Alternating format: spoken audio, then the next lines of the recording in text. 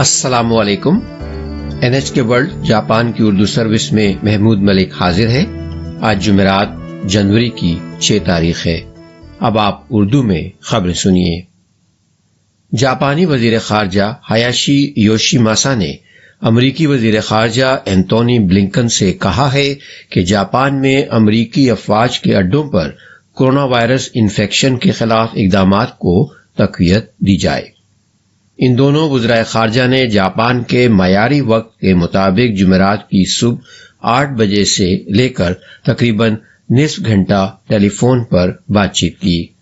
جناب ہایاشی نے نشاندہی کی کہ جاپان میں امریکی فوج کے اڈوں پر انفیکشن میں تیزی سے اضافہ ہو رہا ہے اور انہوں نے سخت تر اقدامات کرنے کے لیے زور بھی دیا، جن میں اڈوں کے گرد و نواح میں آباد لوگوں کی تشویش میں کمی کے لیے کرفیو کا نفاذ شامل ہے۔ جناب بلنکن نے کہا کہ امریکہ جاپان کے رہائشیوں کی صحت اور تحفظ کو اہمیت دیتا ہے۔ ان کا کہنا تھا کہ وہ یہ درخواست وزارت دفاع کو پہنچا دیں گے اور جاپان کے ساتھ شراکت داری میں جو کچھ بھی کر سکتے ہیں وہ کریں گے۔ وزیر خارجہ ہایاشی اور وزیر خارجہ بلنکن نے شمالی کوریا کی جانب سے بدھ کے روز داغے جانے والے بیلسٹک میزائل کو بین الاقوامی برادری کے امن اور استحکام کے لیے خطرہ قرار دیا۔ انہوں نے اقوام متحدہ کی سلامتی کونسل کی قراردادوں کے مطابق شمالی کوریا کو جوہری ہتھیاروں سے مکمل طور پر غیر مسلح کرنے کے لیے قریبی مل کر کام جاری رکھنے پر اتفاق کیا۔ بعد ازاں جناب ہایاشی نے نامہ نگاروں کو بتایا کہ یہ حقیقت کہ دونوں وزرائے خارجہ نئے سال کے کافی اوائل ہی میں کئی طرح کے معاملات پر تبادلہ خیال کر سکے ہیں، جاپانی سفارتکاری کے لیے ایک بڑی مثبت چیز ہے، جس کی بنیاد جاپان امریکہ اتحاد پر ہے۔ انہوں نے اس امید کا اظہار کیا کہ امریکہ کے ساتھ تعاون جاری رہے گا۔ جاپان میں کورونا وائرس متاثرین کی یومیہ تعداد گزشتہ سال 18 ستمبر کے بعد پہلی بار جمعرات کے روز 4000 سے تجاوز کر گئی ہے۔ بلدیہ عظمیٰ ٹوکیو نے جمعرات ہی کے روز بتایا ہے کہ اس نے دارالحکومت میں کورونا وائرس کے 641 نئے متاثرین کی تصدیق کی ہے۔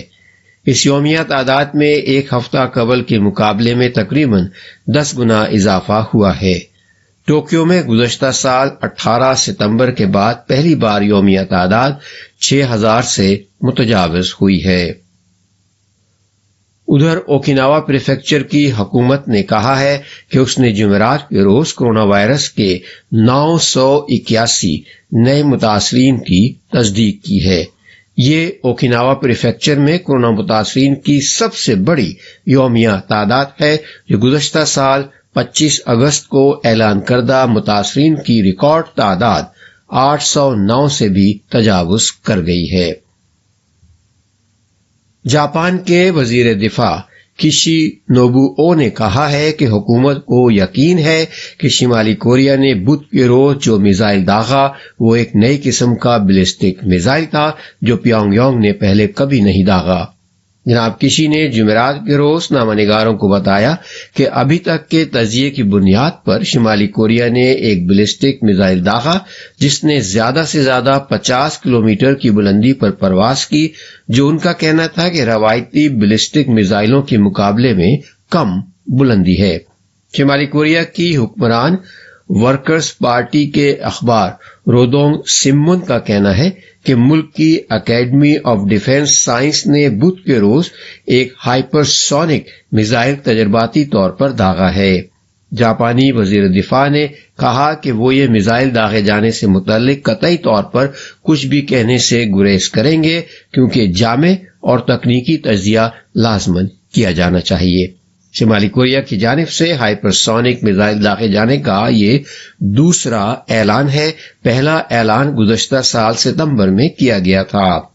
جناب کشی نے وضاحت کی کہ اس وقت حکومت جاپان کا خیال ہے کہ بدھ کے روز داغا جانے والا میزائل گزشتہ سال داغے گئے میزائل سے مختلف قسم کا تھا۔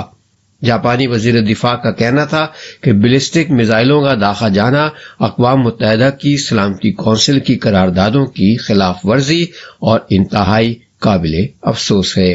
انہوں نے کہا کہ جاپان معلومات کو جمع کرنے اور ان کا تجزیہ کرنے کی ہر ممکن کوشش کرتے ہوئے امریکہ اور دیگر اتحادیوں کے ساتھ قریبی مطابقت جاری رکھے گا۔ جاپان کے لیے حال ہی میں تقرر کردہ امریکی سفیر راہم ایمانوئل نے کہا ہے کہ جاپان اور امریکہ اپنی مشترکہ اقدار کے نظاموں کو ترقی دینے کے لیے ایک نازک موڑ پر ہیں۔ ایمانوئل نے یہ بات بدھ کے روز واشنگٹن میں NHK کو دیے گئے اپنے ایک خصوصی انٹرویو میں کہی۔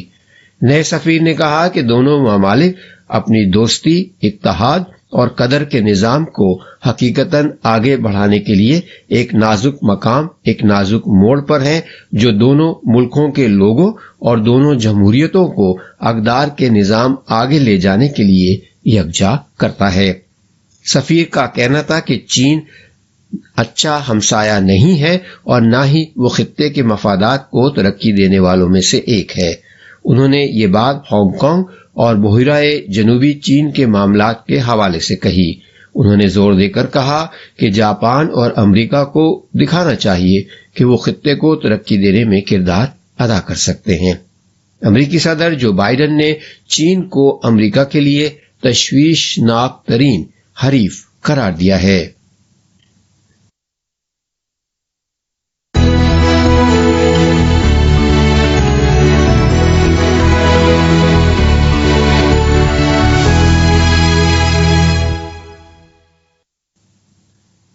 یہ خبریں NHK ورلڈ جاپان کی اردو سروس سے نشر کی جا رہی ہیں اور اب پیش ہیں آج کی باقی خبریں۔ امریکہ کے مرکزی بینک کے گزشتہ ماہ کے اجلاس کے تحریری خلاصے سے پتہ چلتا ہے کہ بعض عہدیداران افراط زر پر قابو پانے کے لیے شرح سود میں اضافے کی رفتار بڑھانا چاہتے ہیں۔ امریکی فیڈرل ریزرو نے اجلاس کی کارروائی کا تحریری خلاصہ بدھ کے روز جاری کر دیا۔ باشرکا شرح سود میں اضافہ شروع کیے جانے کے بعد فیڈرل ریزرو کے اثاثوں میں کمی بھی چاہتے تھے۔ وبا کے دوران فیڈرل ریزرو کی آسانی زر کی پالیسی کی بدولت اس مرکزی بینک کے پاس بانڈز اور دیگر تمسکات کی بڑی مقدار جمع ہو گئی ہے۔ اجلاس میں پالیسی سازوں نے فیڈرل ریزرو کے آسانی زر اقدامات میں کمی کی رفتار تیز کرنے کا فیصلہ کیا۔ اس پالیسی نے وبا کا شکار معیشت کو تحریک دی، لیکن اب عہدیدار اس پالیسی میں کمی چاہتے ہیں کیونکہ افراط زر کی شرح ریکارڈ حد تک بلند ہو گئی ہے۔ انہوں نے سن 2022 میں 3 بار شرح سود میں اضافے کی تجویز بھی دی۔ فیڈرل ریزرو کے اجلاس کی کارروائی کا خلاصہ بدھ کے روز جاری کیے جانے کے بعد حصص منڈیوں میں شدید گراوٹ دیکھنے میں آئی۔ ڈاؤ جون کے کاروباری دن کا اختتام ایک روز قبل کے مقابلے میں 392.9 پوائنٹس کم پر ہوا۔ امریکہ کے 10 سالہ بانڈز پر شرح منافع 2.5 ماہ میں پہلی بار 1.7% سے بڑھ گئی ہے۔ ٹوکیو کا کلیدی حصص اشاریہ جمعرات کے روز 800 پوائنٹ سے زیادہ نیچے گر گیا۔ یہ سرمایہ کاروں کی جانب سے امریکی فیڈرل ریزرو کے تازہ ترین اجلاس کے کلیدی نکات پر رد عمل کا اظہار تھا۔ ان نکات میں سے شرح سود میں تیز رفتاری سے اضافے کا اشارہ مل رہا ہے۔ مذکورہ نکے اشاریہ دن کے اختتام پر 28,487 پر بند ہوا، جو بدھ کے بند بھاؤ سے تقریباً 2.9% کم ہے۔ نیو یارک حصص منڈی میں گزشتہ روز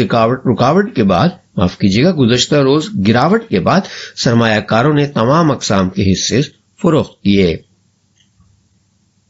بین الاقوامی اولمپک کمیٹی IOC کے سربراہ نے زور دے کر کہا ہے کہ بیجنگ سرمائی اولمپکس منصوبے کے مطابق آئندہ ماہ سے شروع ہوں گے۔ کورونا وائرس کے پھیلاؤ کی روک تھام کے لیے ان کھیلوں میں سخت قواعد نافذ کیے جائیں گے۔ IOC کے صدر تھامس باخ نے بدھ کے روز کھلاڑیوں کے نمائندوں، قومی اولمپک کمیٹیوں، بیجنگ کھیلوں کے منتظمین اور دیگر سے فون پر مشاورت کی۔ یہ بات چیت کئی ممالک میں کورونا وائرس متاثرین میں اضافے کے تناظر میں ہوئی۔ IOC کے مطابق جناب باخ نے کہا کہ اب اولمپکس کا ہم سب کے لیے آغاز ہو رہا ہے۔ انہوں نے مزید کہا کہ اس بات کو یقینی بنانے کے لیے ہر ممکن کوشش کی جانی چاہیے کہ کھلاڑیوں کے خواب روانگی سے چند روز قبل چھین نہ لیے جائیں۔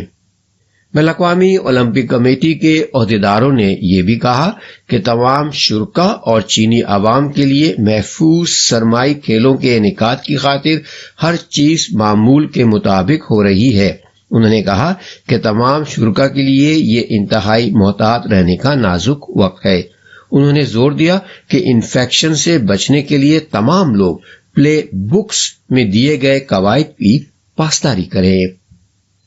بیجنگ اولمپکس کا انعقاد 4 سے 20 فروری تک یعنی 17 روز کے لیے ہونے جا رہا ہے۔ سربیا کے مشہور ٹینس کھلاڑی نوواک جوکووچ آسٹریلیا کے شہر میلبرن میں اترے، تاہم کووڈ-19 کے ویکسین سرٹیفکیٹ کے معاملے پر انہیں ملک میں داخلے کی اجازت نہیں دی گئی۔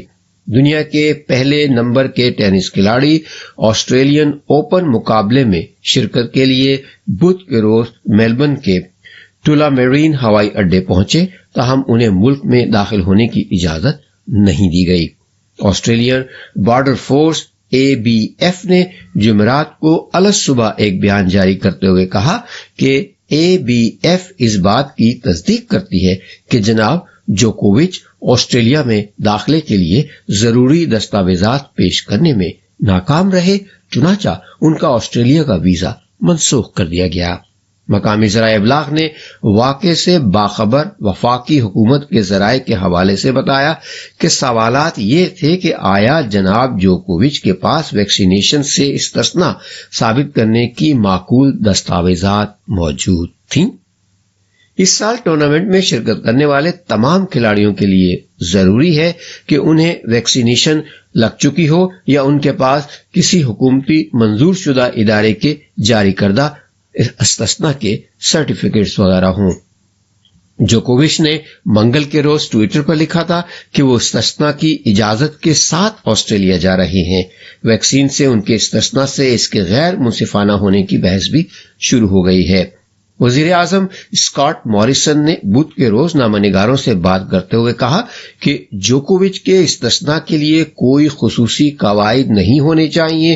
انہوں نے کہا کہ ناکافی ثبوت کی صورت میں ان کے ساتھ دوسروں سے مختلف برتاؤ نہیں کیا جانا چاہیے اور ان کو اگلی پرواز سے واپس بھیج دیا جانا چاہیے۔ آج کی پہلی خبر ایک بار پھر سن لیجیے۔ جاپانی وزیر خارجہ ہایاشی یوشیماسا نے امریکی وزیر خارجہ اینتونی بلنکن سے کہا ہے کہ جاپان میں امریکی افواج کے اڈوں پر کورونا وائرس انفیکشن کے خلاف اقدامات کو تقویت دی جائے۔ ان دونوں وزرائے خارجہ نے جاپان کے معیاری وقت کے مطابق جمعرات کی صبح 8 بجے سے لے کر تقریباً نصف گھنٹہ ٹیلی فون پر بات چیت کی۔ NHK ورلڈ جاپان کی اردو سروس سے خبریں ختم ہوئیں۔